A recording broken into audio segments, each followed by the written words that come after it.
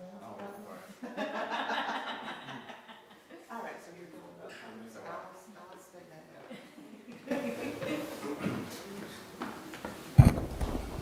up. Hello, everyone. Welcome. Good evening, teachers, teacher candidates, faculty, administrators, and some community members out there and people streaming in. I have the extreme honor to introduce our ETAP colloquium speaker, Dr. Zernona Thomas. I can't thank you enough for the impact you've had on my professional career. Thank you for hosting me as a professor in residence at J.J. Harris. What I gained from those years would take longer than I have for this introduction. Dr. Thomas is a native Athenian and has spent her entire career serving the Athens area community. She currently serves as the executive director of College Factory, a nonprofit dedicated to providing college and career planning resources to youth and families in Athens. Prior to this role, she served as the superintendent of the Clark County School District, the first female to work in this capacity. During her 30 years in education, she's worked as a school social worker, assistant principal, and chief of staff. Her professional collaboration with the Mary Frances Early College of Education began when she served as principal of Judea Jackson Harris Elementary, Clark County's first charter school. Under her leadership, the school placed an unprecedented number of field placement and practicum students on site. The professor in residence model began at J.J. Harris and served as an exemplar for other schools. In addition, site-based university courses were held on the school campus and other innovative instructional practices were implemented. The work at J.J. Harris provided a basis for many UGA professors to engage in quantitative and qualitative research. The school's success as a PDS led to Clark County becoming a professional development school district. Dr. Thomas has dedicated her professional career to supporting students academically and socially in order to improve their future outcomes. She has shown a commitment to equity and ensuring that all students and families have access to the resources needed. She believes in the potential for every child to experience success when given the appropriate support. Dr. Thomas currently serves on the Peach State Advisory Board and Supervisory Committee. She's also a member of the Piedmont Athens Regional Foundation Board. Dr. Thomas earned a bachelor's degree in journalism, master's of social work, and doctorate of educational leadership and policy from the University of Georgia. She is married to Reginald Thomas, and they have 2 children, Jameson and Camille. After Dr. Thomas's talk, we'll have a question and answer session. Dr. Thomas. Put it up for time. I told him I'm sorry I heard my phone start ringing. I put it up to make myself know what time it was, and it's not even a number I recognize, so it's probably spam. But thank you all for being here, and he did acknowledge my family and my son, Jameson, and I just introduced her earlier as my daughter-in-law to be Brianna, and she's the one that takes care of all of my technology needs, so I appreciate her. Dr. Spangler, thank you for being here today, and I can't not acknowledge our current principal of J.J. Harris, Dr. Harper. So she picked up where I left off and has done much better than I ever could have done, so I appreciate her being here. We had some technology problems, so this is supposed to say an opportunity to have an opportunity. So we've kind of played around and said it's just kind of pulling you off the screen and pulling you into the opportunity, but that kind of became my tagline in Clark County near, I guess, about halfway through my time working as superintendent. And when I first started saying it, people, I think, thought that I was being redundant, but it was very intentional. And I'll talk more about that as we go through, but I do believe that it's important that we position our children in a space where they have an opportunity to have an opportunity. Just a little bit about me. I am an only child, and my mother And my grandparents grew up in Athens as well on my mother's side. My father and his family were from Florida. Most of you have heard about the whole Lennon experience and how, for those of you who are younger and have not, there are dormitories now on Baxter Street that used to be housing for African American families, and the university used their eminent domain power to take those houses and displace those families, and they were given a very meager and modest amount of money to replace those homes, and then were forced to find other places to live. My grandparents had 2 houses there. I've said to people that everyone in our vernacular calls it Lennon Town, but it was actually Linden Road. And that was the name of the street. And as we have phonetically and in our way of speaking, dropped some of the actual letters, people called it affectionately Lennon Town, and that's what it's now been known as in Athens, as the Lennon Town Project, as people are seeking to give back to those families what was taken from them. But my grandparents did live there. Both of them were custodians at the University of Georgia. My grandmother worked for almost 50 years in the College of Family and Consumer Sciences, and at that time they had dormitories where the young ladies, Dr. Spangler, I don't know if you even realized that they lived in those dorms for the last semester or last quarter of when they were in college, and they had to do housekeeping, they had to make beds, they had to plan meals, they had to cook meals. So they actually lived in the dorms, and part of their requirements for graduation were to display those skills that they learned in family and consumer sciences in that dormitory. And then, of course, the McFall Center was right there. So my grandmother was responsible for cleaning one of those, or a couple of those dormitories, and then taking care of those young ladies, showing them how to iron tablecloths and things that we don't do anymore, that we just pay somebody to do for us. But they had to learn to do those things. My grandfather worked at Old College, and you can see that building, and he was the custodian for that area as well as for President Davidson's office. And they became very close, and ironically, I spoke a couple of months ago at the Lead 3 event for women on UGA campus, and I was talking about my grandfather's relationship with President Davidson and how close they were, and how President Davidson confided in him a lot. But I grew up just really respecting and at that time idolizing my grandfather, and I would go with him to work, and I would go hang out in the president's office like people were hanging out in the principal's office, and I had no idea that I was with the president of the university. I would go take him his mail, and I would empty his trash, and I would play on his chairs and run around his legs, and I didn't know that I probably shouldn't have been doing that. But now I know better. But in that audience, his granddaughter was actually there, and she just cried, and she said, you know, I've heard the academic side of who my grandfather was as a president for all these years, but I've never heard the side from someone who many would have disregarded and had no respect for and would have seen as a nobody.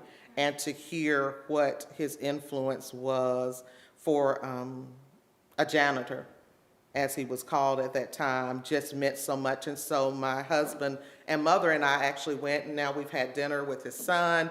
We've talked about my experiences with their dad from a child's perspective that wasn't their child. And it's been an amazing connection. So she and I now talk weekly, so we've kind of made this kinship connection that had not been there. So that's really exciting, but all of that plays into who I am. And I definitely am my ancestors' wildest dreams. I am everything that they worked so hard for 50 years each to make happen at the university. I am everything that they watched as they cleaned and they carried mail and they carried trash, and they watched an institution that their own child could not come to. For my mom, she started out at Spelman College. She ended up going to business school later, so she did not finish. But listening to my grandfather talk about Hamilton Homes coming to UGA and how community members would take turns guarding the property where he stayed to protect him at night, and to hear, my mom talk to Hamilton Jr. the other day when we were at the Footsteps Awards, and she said, your dad was bolder than I was. I was afraid. I couldn't be that first one. And so to know the sacrifices that were made and the experiences that they had, and to now be able to stand and say that I have 3 degrees from an institution that my mom couldn't walk on, is a place of pride. And I know what it means to them, even if they are not able to physically be here. Every day and everything I do is a representation of what they worked hard to make happen, and I'm proud and excited about that. So we will jump in and talk about, what are the realities, and there are things that all of you know, but I just want to remind us of, is when we talk about an opportunity to have an opportunity. The realities are we have a lot of disproportionalities. We have disproportionality in discipline, especially when we look at exclusionary measures with our African American students. We have disproportionality in our special education referrals, in our gifted referrals. We have a lack of cultural relevance and connections in our classrooms. We have microaggressions that occur. We're going to see if this link works. Let us try. It does. Look at there. And you can just look here and just see when you talk about the percent disciplined by gender, but then if we go, let me attempt. If you look at discipline percentages by race, and the blue is the percent of disciplined population, and the red is the percent of overall population, and you see what is happening to our Black students in terms of disciplinary measures in our schools and how they're being treated. According to the National Center for Learning Disabilities, Black students are 40% more likely to be identified with a disability versus all other students. Hispanic, Black, Native American students have the highest risk of being identified with disabilities than their white peers. And we recognize that there is a correlation between race and income, and we recognize that there's a correlation between income and the need for special programming and services. However, all qualifications for special ed services can't be reduced to factors of race and income. In fact, when all things are equal in terms of income, Blacks were still found to be qualified for services at twice the rate of their white peers and counterparts. And when you have disabilities that are more subjective and possibly have the opportunity for more bias, then you have even greater racial and ethnic disproportionality that occurs. You also find that there is racial and ethnic disproportionality when you have more restrictive environments. So those classrooms where students are pulled out more, you see that happening more for our students of color. And then as a result, what happens, right? So then they miss out on those experiences in the general classroom, and so they're getting farther and farther behind because they're not having access to general traditional education. They're denied rigorous learning opportunities. 55% of white students with disabilities spend 80% of their day in a general education setting, compared to 33% of Black students with disabilities. So that says something. Black males from low-income backgrounds receive special ed services. That receive special ed services are suspended at the highest rate of any subgroup in the state of Georgia. And you see similar trends with referrals for discipline and exclusionary disciplinary practices. Same thing for giftedness, and I'll talk more about Judia Jackson Harris a little later, but the referrals for gifted are not nearly as high for our Black students as they are, and our brown students, our Black and brown students. The referrals are not as high. When we talk about microaggressions, we do it, and it's not even intentional. I remember, and I'm sure my son remembers because he's much younger and his memory is a lot better than mine. But I remember one year he was working on had a project assigned at school, and the teacher looked at him and said, well, when you get home, you can go to the community center and work on your project. That was one of those days where I had to say, keep me, Jesus. Because I wanted to get up that morning and say, what community center? Which community center is he going to work on the project at? Yeah, and I know that at isn't supposed to be at the end of, which one is he going to be at tomorrow? Just because he was black, there was an assumption that he did not live in a home that had access to the resources that he needed. There was an assumption that his mama was not the one that was going to be running to Walmart at 11 o'clock to get those little animals that he needed to do the project, because we waited to the last minute. But there was an assumption that he did not even have that resource, and when he got home, he would go to the community center and work on his project, because they looked at him as a black student and assumed, and it's also kind of like, oh, you speak so well. That's a microaggression. How am I supposed to speak? So when we make these comments to students, we frequently don't have an understanding of what we're saying. And this is not a black and white issue. I had a parent call me livid about a month ago and said, and this was a black parent about a black teacher who said that the teacher said, oh, your mama filed her taxes early because the child had a really nice outfit on and her hair was done. Now, I don't know if that was a micro or a macro, because that was pretty bold to me. But the mom was like, Miss Thomas, I'm out of my car. I'm about to get her. And I said, no, don't get her. I said, and I don't work there anymore, but let me talk you down. Don't get her, because you're going to have they have a school resource officer. You don't want to get her. That's not what we need to have happen. This is how we're going to approach this. This is what you say.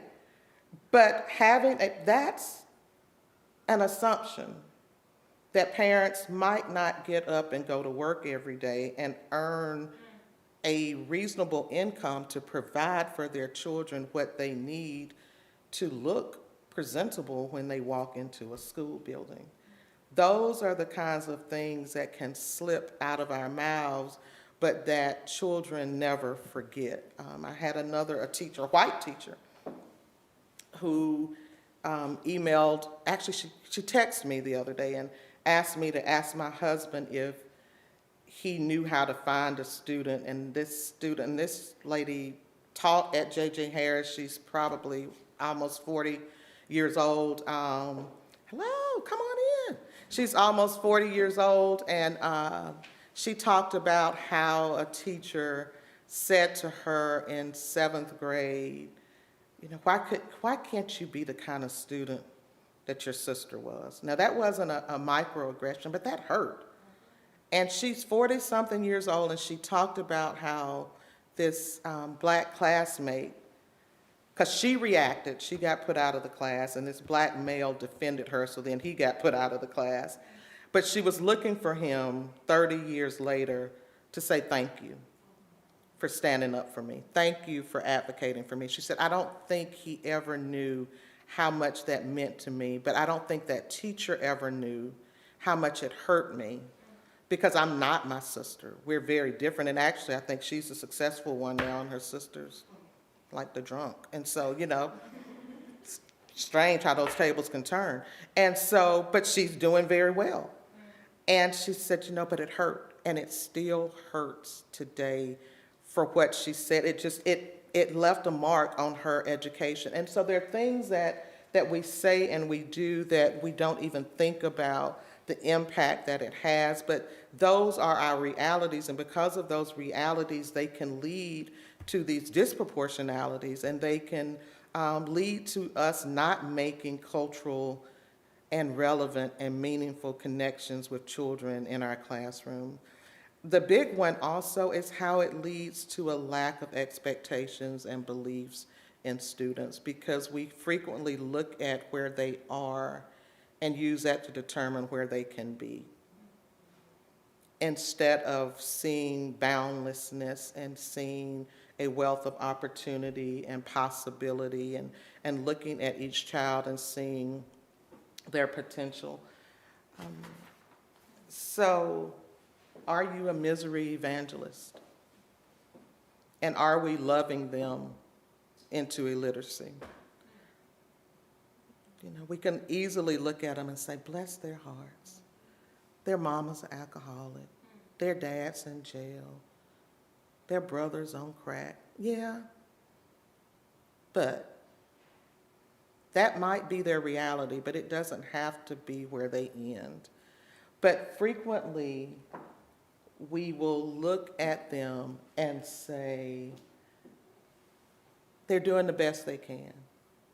They don't do their homework because they have to stay up and keep the sibling at night. That's true. And you can make accommodations for that, but you can't reduce your expectations for them, because it's those expectations that allow them to break those cycles. Do you really see me? Probably one of the most offensive things that a person can say to me. Now, let me be clear. I am not the voice of all black people. So you can't say that all black people say it, because I can only speak for Sonoma. But I don't do well when people tell me I don't see color. Because when you don't see color, you don't see me. When you don't see gender, you don't see me. When you don't see the challenges or the disability I might have, you don't see me. And that's why I said, do you really see me? Do you know who I am? Because to tell me you don't see my color tells me you don't see slavery. It tells me you don't see my mom not being able to go to UGA. It tells me you don't see the microaggressions that are aimed at me daily, or the macroaggressions that are aimed at me daily. To tell me that you don't see color tells me that you don't see the struggles I faced as the first woman superintendent, and particularly a woman of color, being left out of conversations, being left out of opportunities, being excluded from spaces where I know people did not want me to be. So when you say, I don't see whatever, you don't see me, and you don't see my experiences. And if you don't see my experiences, you can't connect with me. You might not be able to say, I walked in your shoes, but you can say, I appreciate what you have gone through.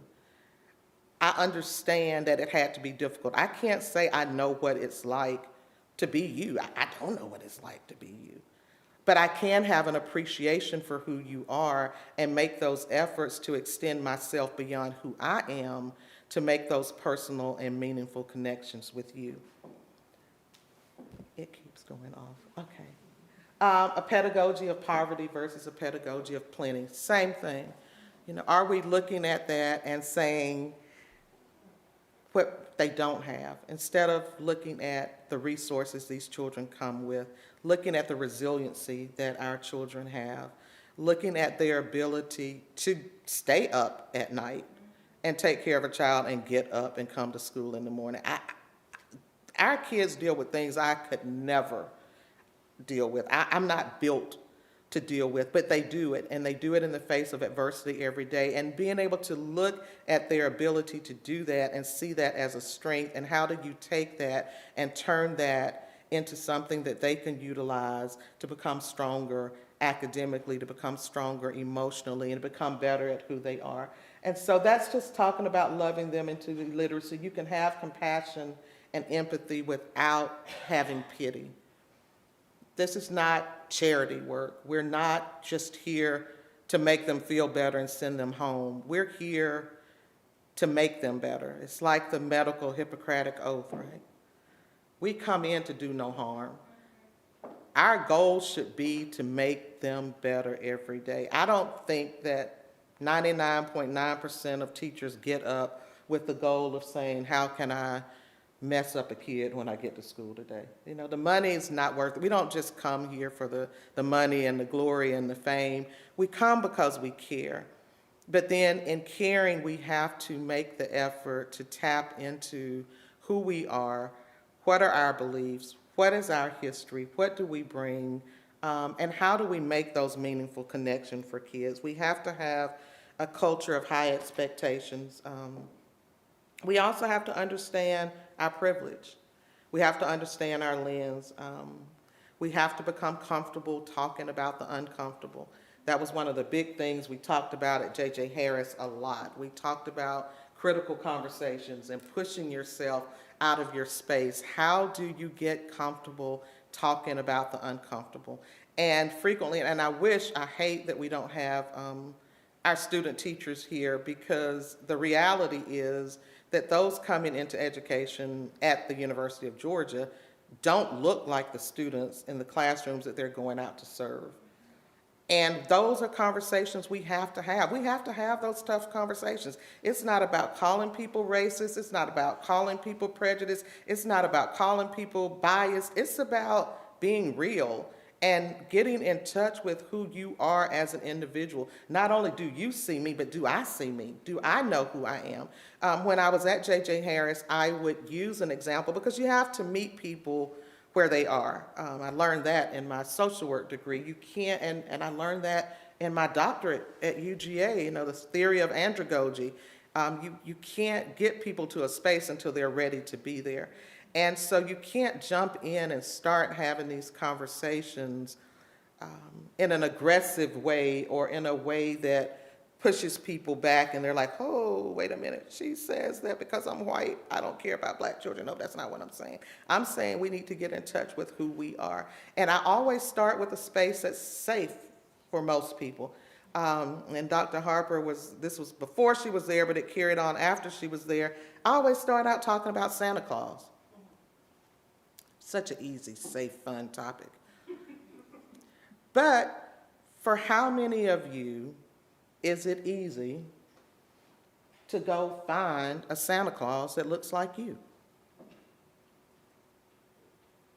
It's easier now for me. But when our son is 26, when he was little, you couldn't find a Santa Claus. That's privilege. You don't think about it, but it's privilege.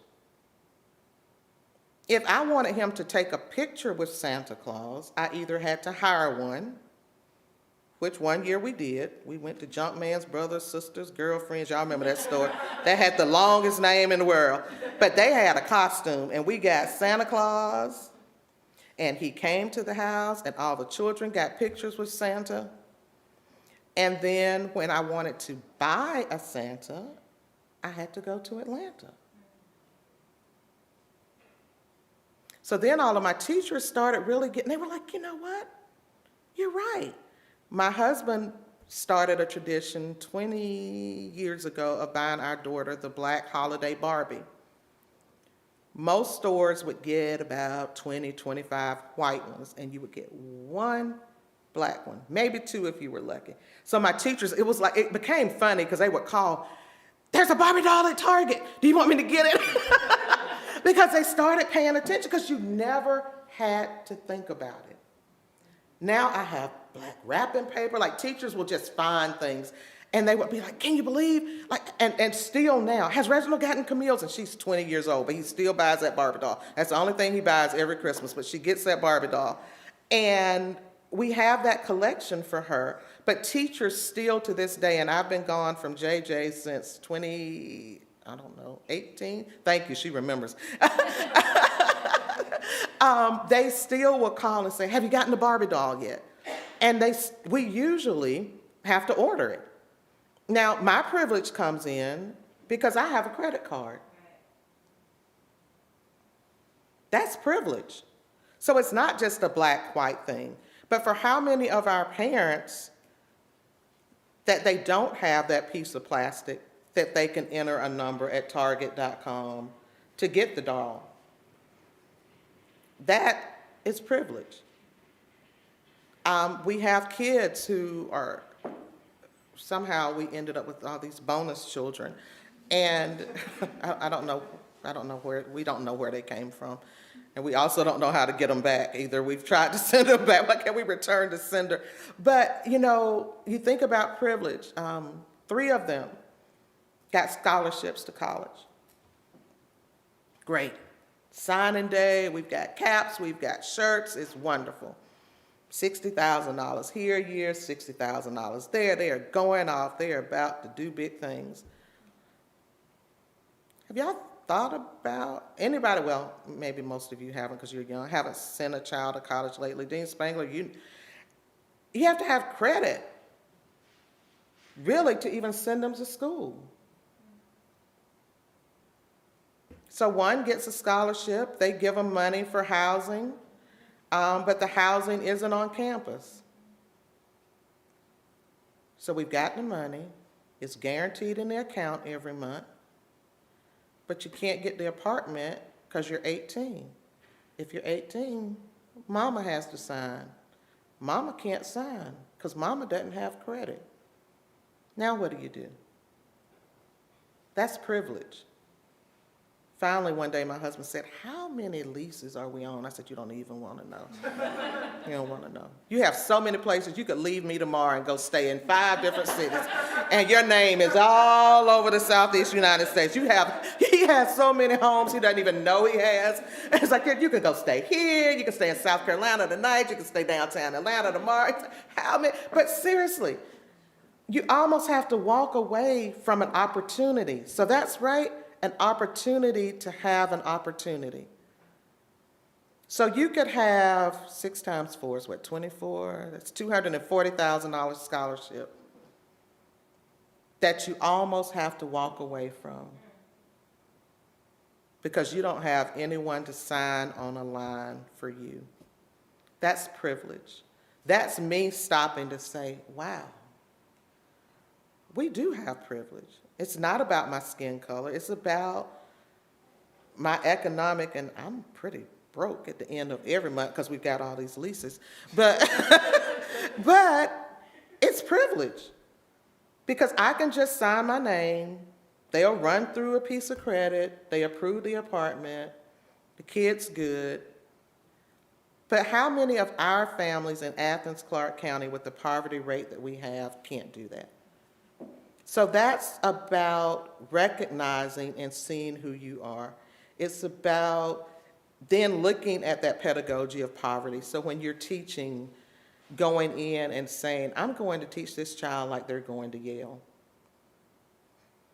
I'm not teaching this child like they're going to work at McDonald's. I'm going to teach this child like Harvard is in their future. I went to a presentation, and it might have been one of these ones that we were talking about earlier, but the teacher started, and this won't work anymore, and again, we don't have any young student teachers here, but this teacher started in 1st grade going to colleges and putting his 1st grade students' names and addresses in like they were 11th graders. And those students started at age 6 getting mail from colleges saying, can't wait, because nobody knows, right? You just fill out the form. They don't know. They just start sending you stickers and literature. And these kids started getting information at 6 and 7 years old from colleges. What that did to their mindset, that's a pedagogy of plenty. He started planting a seed early on that this is where you're going. So it didn't matter to say what's happening at home. It didn't matter to say that daddy's in jail. It didn't matter that the sister's on crack. The teacher started planting a seed early that this is what you're going to do with yourself. This is your opportunity. This is where I see you. This is going to be your future. That's what we have to do. We have to remember that our intention does not always equal our impact. So you might have the best intentions, but if you don't take into consideration who those students are and what they're capable of being, then you won't have the impact that you plan to have. Same thing, just recognizing who we are. The new teacher project, they've been called TNTP, has talked about an opportunity myth. And it's real at some level. 40% of college students take one remedial course. 66% of African American college students take one remedial course, at least. 53% of our Latinx students take at least one remedial course, and this is when they get to college. What we know is that students who take remedial courses in college are less likely to complete their degree programs. The more remedial courses they have to take, the greater the likelihood that they will not finish with a degree. So TNTP says that you fix that by having teachers who hold high expectations, by having grade-appropriate assignments, by having deep engagement, and having strong, rigorous instruction. Those aren't really new concepts. I think those are things that we know. We need to have engagement with our students. We need to make connections with them. We need instruction that's meaningful and relevant and that allows them to apply their knowledge. We need, as I talked about earlier, not pulling them out and putting them in classrooms where they don't receive grade level instruction.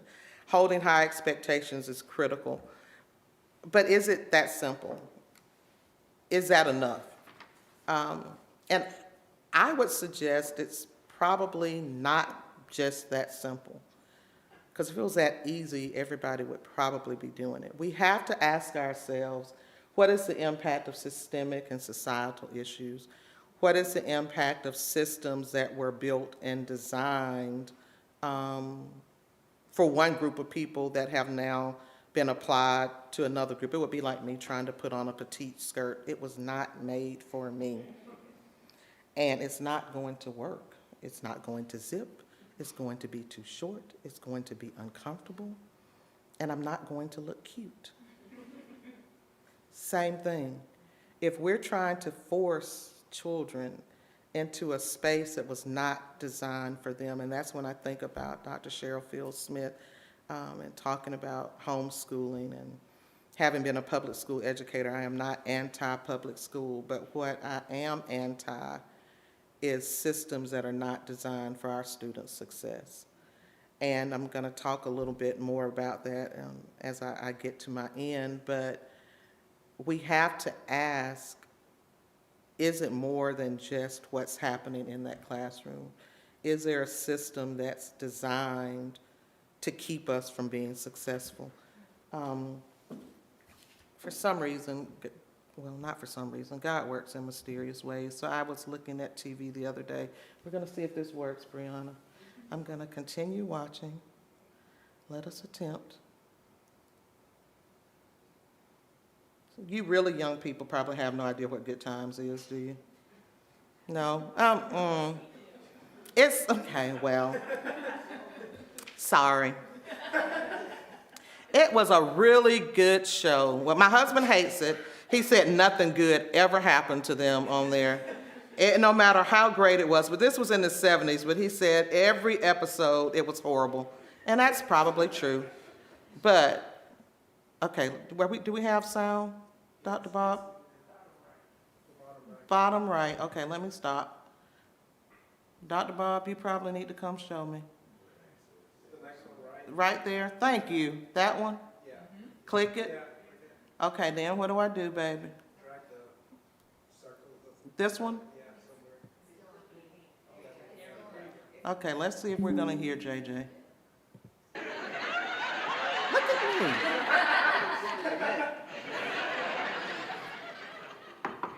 Come in. Hi, Mr. Kirkman.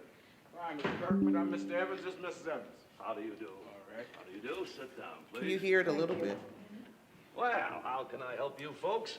Well, we came here to complain about our son's grades. Oh, that's too bad.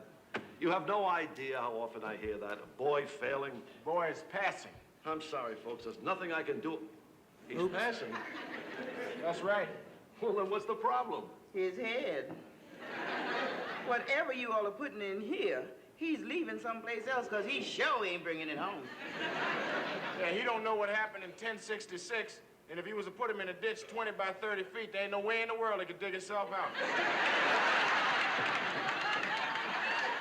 look at this. Well, now, Mr. and Mrs. Evans, this is a good report. All C's and an A in art. young James is doing well. Yeah, but old James want to know how he did it. Our son is going to be facing a tough world pretty soon, and we want to make sure he has a real education. We don't want him pushed through high school like he was going through a 3-minute car wash and coming out still wet behind his ears. Mr. and Mrs. Evans, I appreciate how you feel about your son's education. But you see, we lack the facilities and the money that schools in more privileged areas have. This has been happening in all the cities in the United States. You do understand that, huh? Oh, yeah. We understand the lack of money real good. Well, that's good. Perhaps you could understand this. I have thousands of students in this school and a graduating class of over 600. Now, if I don't graduate a large percentage of that group, I wind up looking like I'm not doing too good a job. You dig? Better than that. We understand. Well, now, if I don't graduate a high percentage, our budget is cut. And if our budget is cut, our teaching staff suffers. And if our teachers suffer, the students' education suffers. Mr. Kirkman, that is exactly what we came here to talk to you about. Certainly did. I see we're in total agreement. It's been Total so- agreement, my foot, man. We're in total confusion. Sir, you have to understand the system. One hand washes the other. You have to help us move the pupils along. And I'll help you by giving your son a diploma. With that diploma, help him get a job. A job? What the hell good is a job, man? I got a job. I got 2 jobs. Hell, I had jobs all my life. But I want something more for my son. I want him to have an opportunity. And you and I both know that opportunities only come through an education. Either James Evans Jr. gets a good education, or we gonna know why. That's right. It's 1970-something. An opportunity. And we talked a lot about high school graduation rates. We can control graduation rates. We can push them out. We can push them through. But are they prepared to do anything with themselves when they get through? Are they prepared to have an opportunity, The dad said anybody can have a job. You can have 2 jobs, 3 jobs. But do you have a career? Do you have a workspace where you're able to provide for yourself and your family? Do you have the readiness skills to be successful? So we can say, oh, we increased our graduation rate to 90%. All that takes is somebody giving someone a very subjective grade. We can say, oh, look, Clark County has moved our graduation from 60% to 90%, but how many of our children are able to secure professions where they're able to be financially independent, where they don't have to depend on government assistance, where they don't have to work 2 or 3 jobs? What does that look like for our children? Are we really giving them an opportunity to have an opportunity? This episode, and so for me, let me try to get back. Okay, you all got me there. Now y'all gonna get me back? How do I escape? Brianna? She said yes. Next, where is that? That one? Escape, she said, there you go. Okay, now I'm not in present mode anymore. But that's okay, we're gonna get back. Let's see. All right. She may have to walk up here in a minute, yeah. It's okay though, well. Try the middle one? Nope, that's gonna take us back. See, it's really not me. She said, yeah, let her come up here. While she's figuring that out, I'm gonna move over and keep talking. So I'm generally an optimist. Those of you who know me, I'm not a pessimist. I'm not one that frequently, well, how did you do that? Thank you. I don't scream racism, I don't scream injustice, I don't scream negativity. I try to always look at the glass as half full. However, when I saw this show, and I'm like, okay, this was in the 1970s,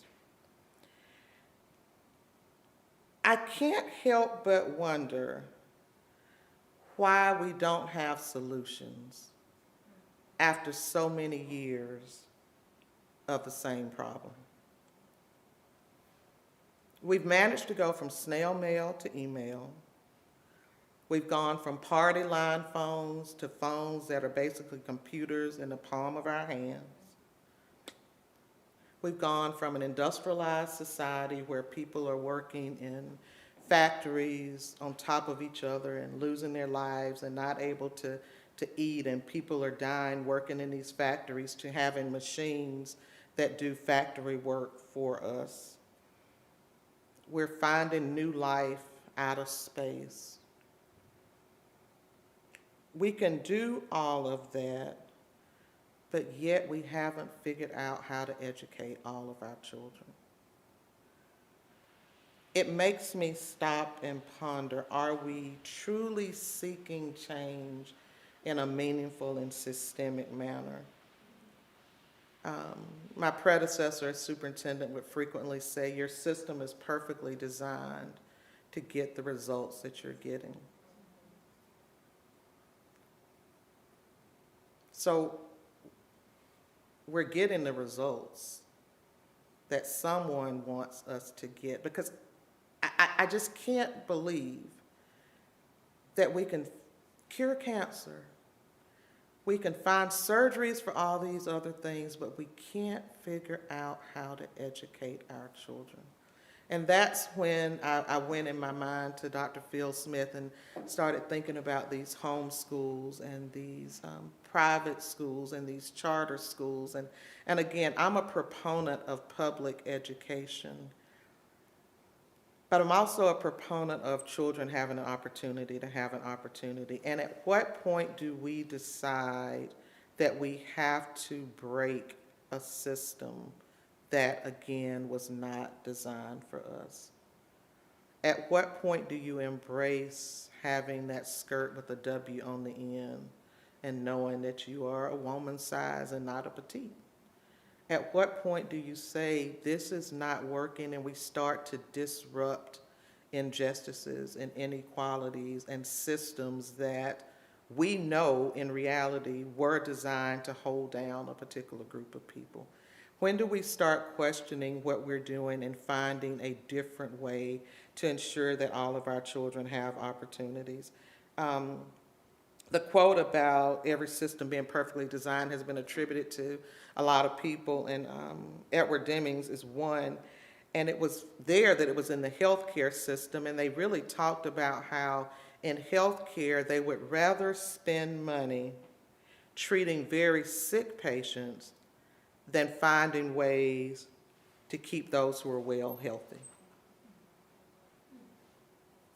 And it makes you reflect educationally. We would rather spend money on EIP and special ed and all of these services rather than identifying how we create a system that works in the first place. Why do we keep spending money and time on fixing something rather than designing something that was purposefully intended for success? Those are some of the thoughts that I wanted to leave with people today. How do we do that? How do we make it work for everyone? J.J. Harris, and I'm going to move through this quickly, Dr. Bob, so we can get through our time. I know we started a little late. But J.J. Harris, we had an opportunity to open a brand new school, and it was the first time that had been done in Clark County in a while, and we haven't had a new one open since then. But what we learned is that if you continue to do what's always been done, you'll continue to get what you've always gotten. and it didn't work. And we stepped out at J.J. Harris, and we did some really unique things. We were the first professional, kind of full model professional development school in the way that it was done. We taught classes. Gail was there with us. We had classes on campus. It was almost like a teaching hospital. Kids, you all, students would come in and take classes there, but then you would get to go into classrooms and apply that knowledge directly with students. We did school-wide enrichment. Every teacher that worked at J.J. Harris was required to be gifted certified. And that was probably one of the best things we ever did, because we taught every child every day like they were gifted. Every child. Every teacher had their gifted certification, and we went into those classrooms and we did higher order enrichment strategies with every child every day, some all day, some parts of a day because they had other needs, but every child was exposed to gifted strategies. We looked at them and saw their brilliance. Their brilliance may not look like your brilliance. It may not look like my brilliance. We see that frequently. I think that's what happens to a lot of our black boys. Their brilliance doesn't show up in a way that we expect it to show up. So then we label them EBD because they're bad. No, they're bored. They're not bad. You're bad because you don't recognize they're bored. They are bored. Reach them, meet them where they are, give them challenging learning experiences. Look past what they can't do and see, oh, but they really are good at this. Find a way to challenge them. Find a way to push them to reach their potential. Because that's when we start to see growth and change in the classroom. When you approach these children, I like the new language now, everyone is calling them scholars. But that puts something in their minds. It gives them a mindset of, I am capable of doing this. I am smart. I am able. I might be different. I might be loud. I might be rambunctious. But maybe that's how we deal with each other at home. You know, looking at culturally who they are and not trying to make them fit into the box of how we do it, what it looks like for us, meeting them where they are and giving them those opportunities. We did project-based learning. So we didn't just do sit and get. It wasn't just learn these facts. It was learning these facts within the context of some problem or some project that the kids were interested in. And because they were interested in it, they bought into it. And because they bought into it, they wanted to learn and they wanted to do more. A rising tide definitely lifts all ships. I remember when I was principal in Oconee, and I'm going to be finishing up in about 5 minutes, Dr. Bob, but there was a kid, and I don't know how it happened. I was at a middle school, and he was in special ed. He was a little black boy in special ed, gave us fits regularly. Somehow, that next school year, he got misscheduled. And they put him in the advanced class. I know, that's how I was looking too. Nobody caught it. He started doing his work. He wasn't around other kids who were laughing and clowning all day. He struggled. And that's finally how the teacher figured it out, because he was struggling a lot more than the other kids in the class. But he wasn't acting up. He was passing, but barely. And then somebody finally went through and looked at his records, and he was not supposed to be there. But then we had a big conversation. Do you leave him there? Because he wasn't getting written up anymore. He wasn't coming to the office anymore. He wasn't passing, but he wasn't passing in the other classes either because he was getting put out all the time. And what we started to see, he never got anywhere near where the other kids were. I'm not going to say that. But he started being excited. He started thinking, I can do this. There was nobody to fight with in the class, so he wasn't fighting. There was no one to tell jokes and talk about your mama, because they were doing their work. And he was like, oh, this is a different concept for me. But he started doing his work. And, you know, I'm not going to sit here and say like overnight he became just like this perfect honor roll student, but he became a different child. And what we decided was, let's leave him here and give him the supports he needs to continue to experience some success. And his discipline did come down. His self-esteem went up. His academic learnings went up. And I'm like, this would have been some really good research. It was an accident. It was strictly an accident. But it was good research because it showed us what can happen when the right context, the right situation, the right opportunities are presented for our children, what can happen. Finishing up, The Wiz. So you look at The Wiz, and we talk about The Wizard of Oz. So you talk about making cultural connections. Again, y'all are all young. You probably don't even know what The Wiz is, but you've heard of The Wizard of Oz.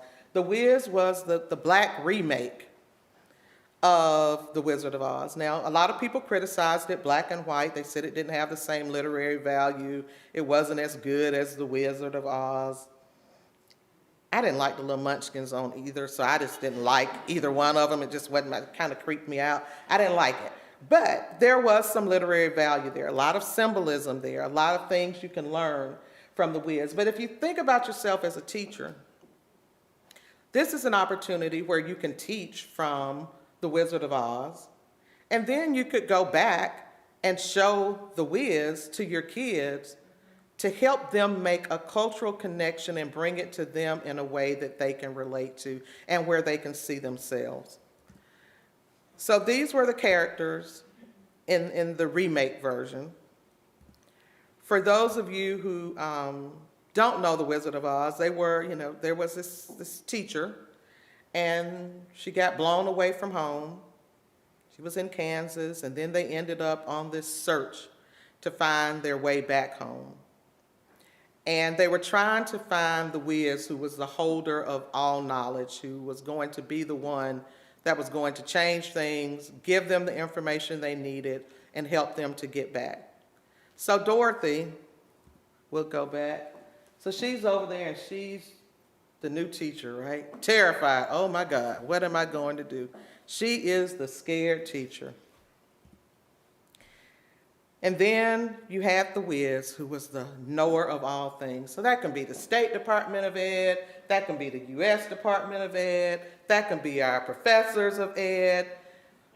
Right? We're looking for that answer. We're looking for that silver bullet. We're looking for someone who's going to tell us, because everyone knows. Someone said to me when I first became superintendent, and I shared this with someone earlier today, they said, I would never want that job because that's the only job in the world where everyone has been to a school so they think they know how to run it.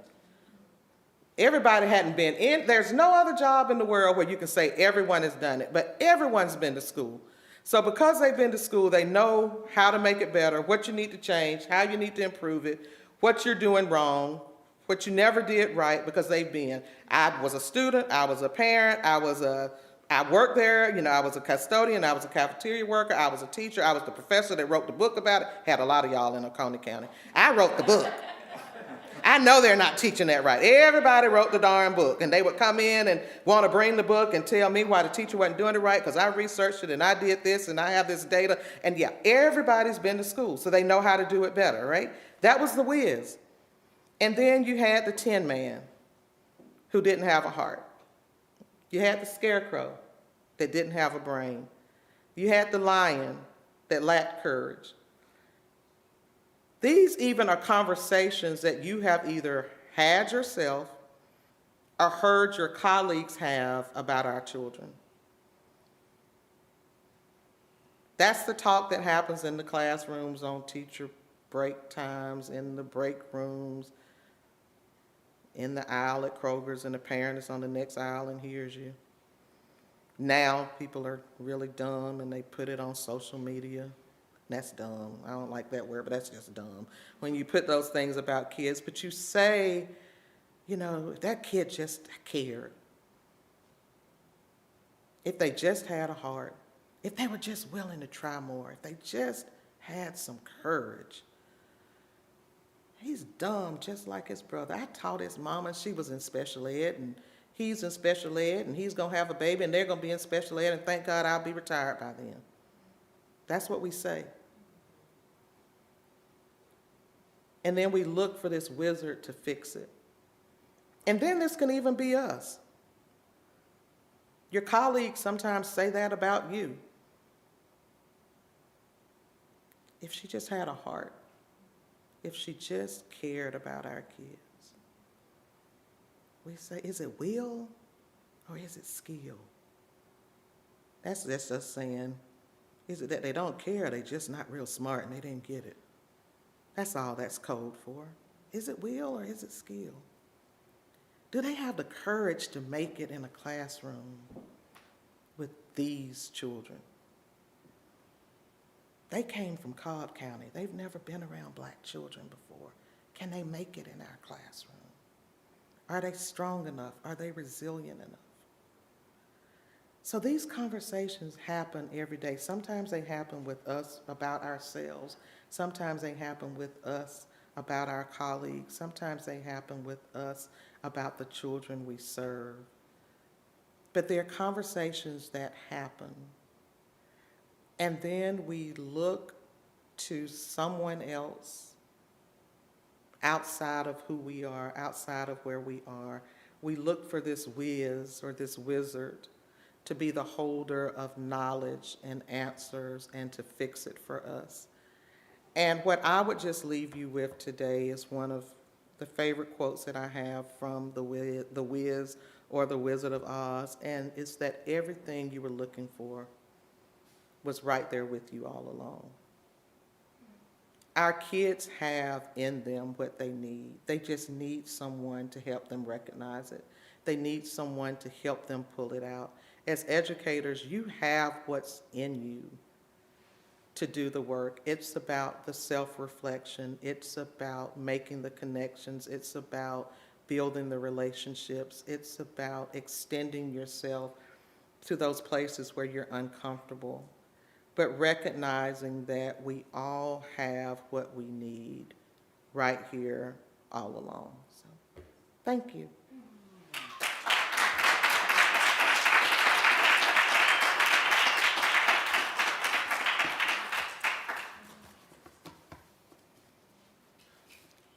Dr. Faison has the mic. Okay, so I'm going to start us off with some Q&A. It's a little past 7, but maybe 5 or 10 minutes or so for questions and answers. I'll start us off, Dr. Thomas. Yes. So I have a question to kind of get us kicked off here. One of the things you talked about in your talk that you and I kind of share a passion about is developing our future teachers. Yes. And you've worked with us so diligently over the years at UGA to help us prepare our future teachers.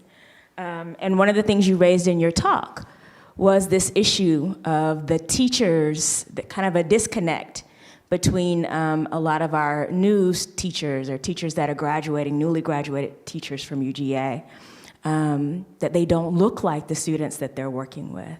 They don't reflect the same identities as the students. And so I think both of us share the opinion that, white teachers certainly can be tremendous, effective teachers of all children.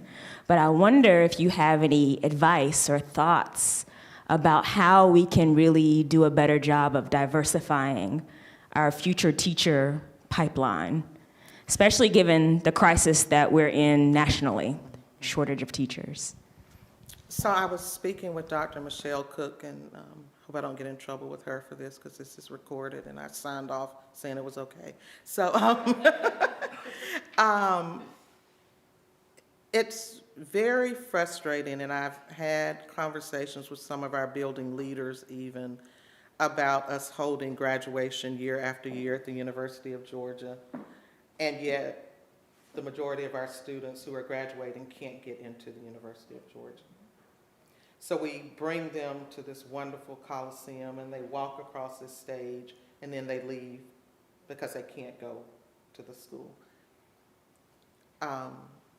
When I was at J.J. Harrison, we had our huge student-teacher cohorts.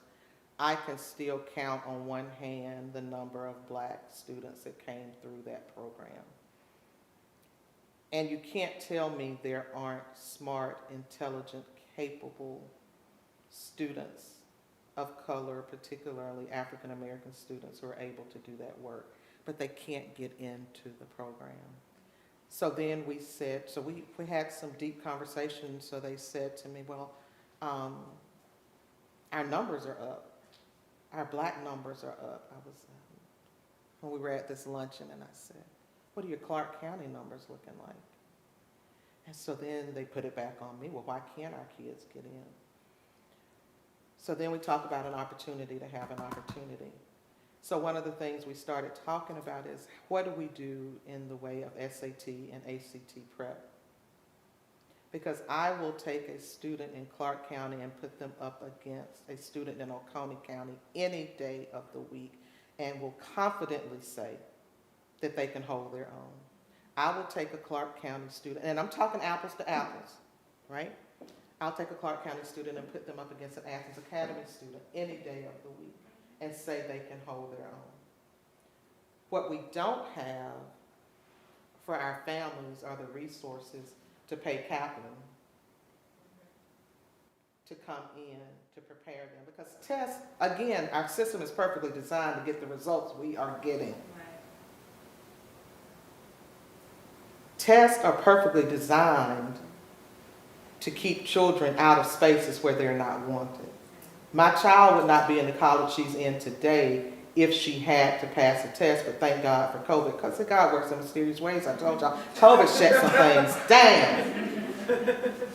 So she went to school with a 4.2 GPA. She's made nothing but A's at the illustrious Spelman College, but she never would have gotten in if she had to make an acceptable score on the SAT, because she's not a standardized test taker, and the SAT was not designed for her, and she doesn't know what a toboggan is, because we ain't going skiing, because I'm not about to break my leg. They went, they failed, and it didn't work out for them. Okay? Now, you ask her what's a stocking cap, she knows what a stocking cap is. Does she need to know what a toboggan is? No.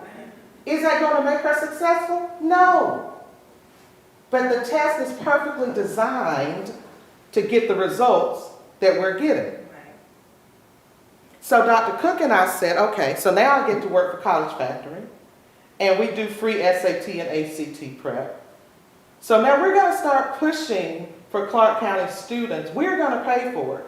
We've got to go home tonight and finish writing the RFP, because we're going to get money, and we're going to continue to do the work of college coaching, because these children are very capable. But we have to get them to a space where they have the opportunity to have an opportunity.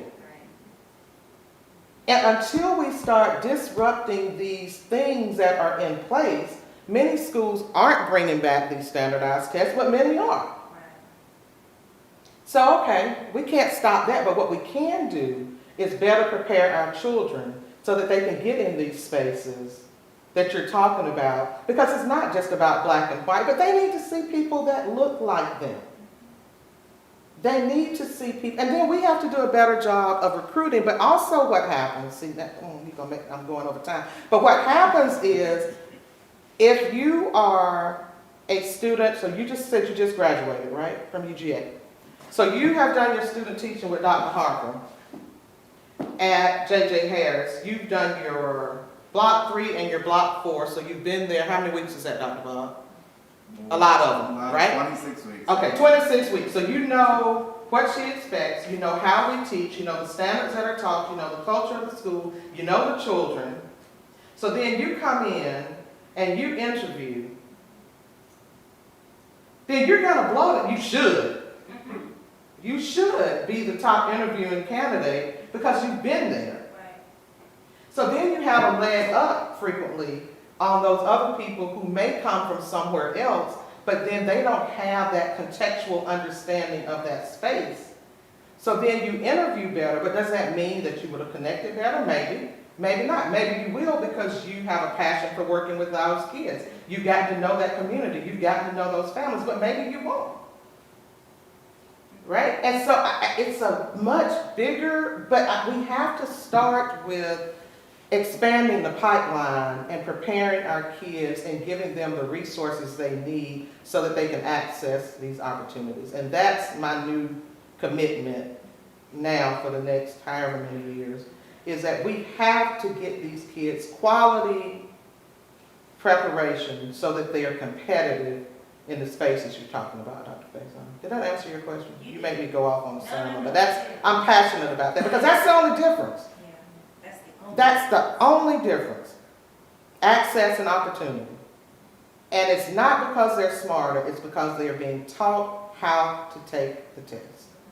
And our kids are not taught how to take the test. So we're going to make sure they're being taught how to take the test. Because the test is keeping them out of spaces that they deserve to be in. Other questions? Okay.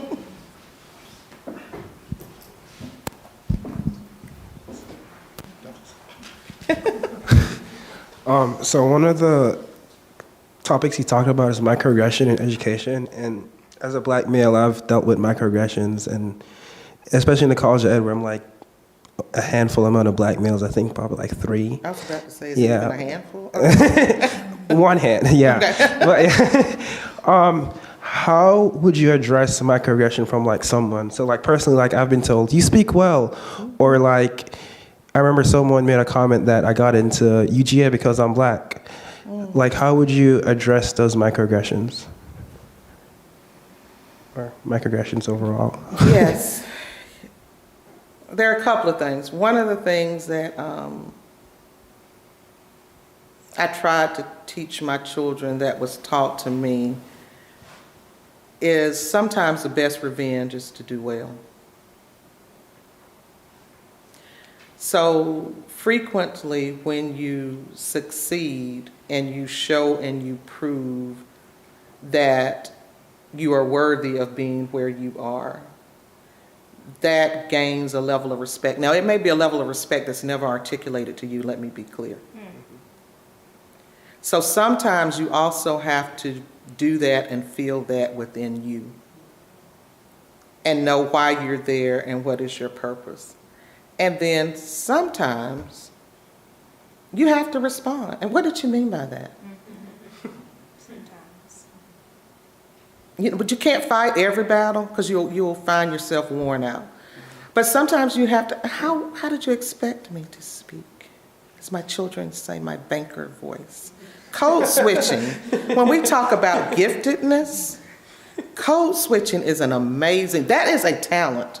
And I'm not even being facetious when I say that. The ability for a child to walk out on a basketball court and talk trash and slang and play the dozens or Joan or whatever y'all call it today, and come back in a classroom and present yourself in an academic way is a skill. That is the ability to do that in a fluid way, right?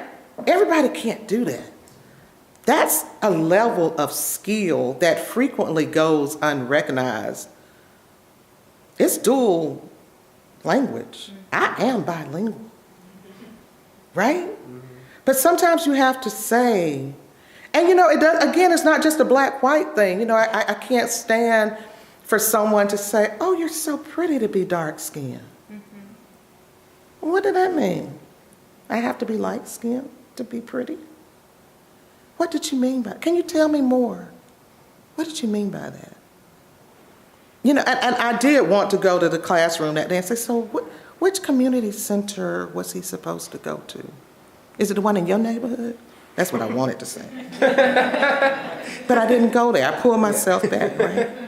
So I think it's multifaceted, honestly. Sometimes you just have to show people. And when they walk in to your office with their resume, looking to you for a job that they need, that you control, the microaggression speaks for itself sometimes. And then other times you find yourself in a space where you just have to confront it. But just know you can't, you can't, it will wear you down.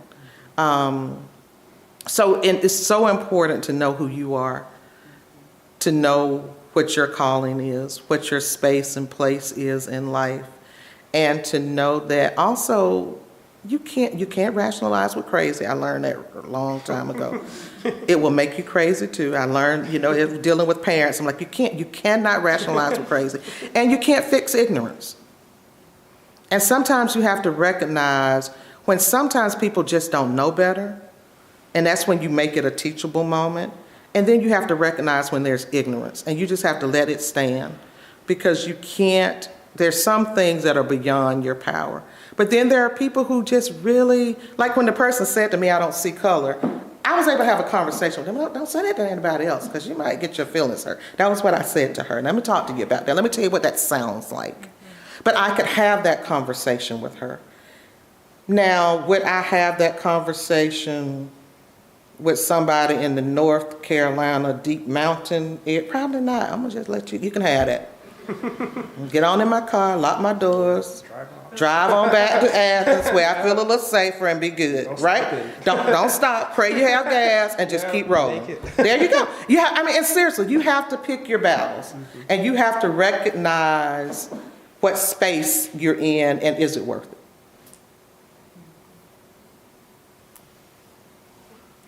Thank you. You're welcome, and good luck.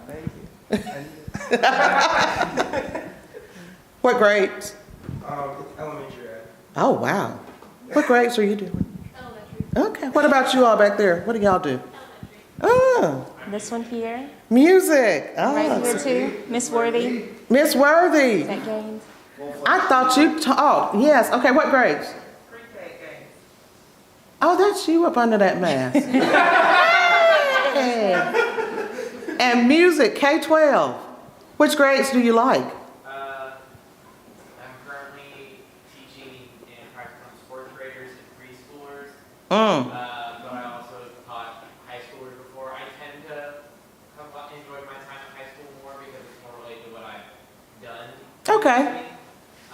But I have found some enjoyment out of teaching elementary school. It's a little bit more, you get to kind of see a lot of the light bulb moments. Mm-hmm. I get to do those fun little plays and musicals. We had percussion. Our music teacher did a grant, and he had all these amazing drums, and again, kids that people thought would never, because it was culturally relevant, right? And so they might have not liked the xylophone, but they would get on that drum, and it was amazing what he was able to do. And we had performance groups, and yeah, it was good. And everybody else is elementary. That's fun. I'm one of those really sick people who love middle school. I'm like you. I love a good middle school. They're so confused. They don't know if they're going or coming there.